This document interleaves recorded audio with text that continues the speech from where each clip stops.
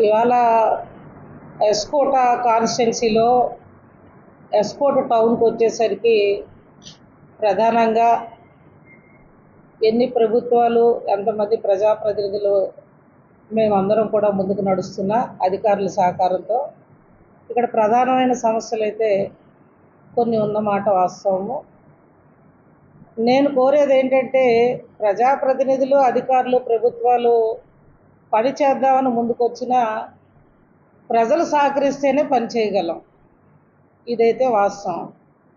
మరి ఎన్నో ఏళ్ళుగా ఎస్కోట్ టౌన్కి వచ్చేసరికి చాలా కుటుంబాల జీవనాధారం షాప్స్. ఆ షాప్స్ను ఆనుకొని కొంతమంది గవర్నమెంట్ పరంగా ఉన్న షాప్స్కి ఆనుకొని ప్రైవేట్ పరంగా కొన్ని షాప్స్కి పర్మిషన్స్ అనేవి మరి పంచాయతీలో ఇవ్వడం జరిగింది. వాళ్ళ జీవనాధారానికి ఇబ్బంది కలగకూడదని మరి మేమంతా కూడా ఆ షాపులు ప్రైవేట్ షాపుల జోలికి వెళ్లకుండా మరి ముందుకు నడుస్తున్నా. కొన్ని అయితే వర్షాకాలంలో ఇబ్బందులు పడుతున్న వాట ప్రజలు వాస్తవం. ఇది ప్రధానంగా అరకు ముఖద్వారానికి ఆనుకొనున్న మండలం. ఇతర మండలాలకి కాన్స్టిట్యున్సీ హెడ్ క్వార్టర్గా అనేక మంది మెయిన్ ఏదైతే పెందుర్తి అరకు రోడ్డు ఉందో ఇది చాలా వర్షం పడితే మాకు ఇబ్బంది అవుతుంది. మరి అన్యదా భావించద్దని నేను ప్రజల ముందు కోరుతూ, కొంతమంది అయితే ఎంకరేజ్మెంట్లు కూడా ఉన్నాయి. ఇందులో ధర్మంగా నేను మాట్లాడాలి, చెప్పాలి. మరి ఆ ఎంకరేజ్మెంట్లు ఉన్న కారణంగా కూడా కొంత మరి ప్రజాప్రతినిధులు అధికారులు ముందుకు వెళ్ళలేకపోతా ఉన్నాం. మరి నాలాంటి ప్రజాప్రతినిధి దగ్గర నుంచి కొన్ని ఫోన్లు అక్కడ స్టాక్ అవ్వలేదు. లేకపోతే ఎన్టీ రామారావు గారు అంబేద్కర్ గారు బొమ్మ దగ్గర జంక్షన్లో చాలా వాటర్ అక్కడ కూడా ఉండేది.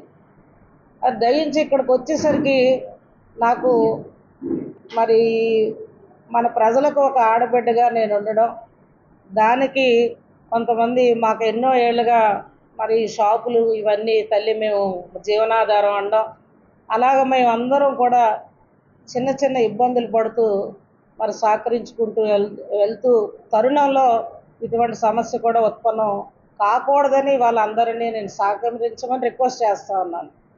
ఇవాళ వచ్చి ఏదో మీటింగ్ పెట్టి అక్కడ నేను చూసి వెళ్ళిపోతే పని అవ్వదు. పబ్లిక్ సహకరించాలి. ఈ ప్రోగ్రాంకి సహకరిస్తేనే ఇది మనం ఈ ప్రాంత ప్రజలందరికీ న్యాయం చేసిన వాళ్ళు అవుతాం.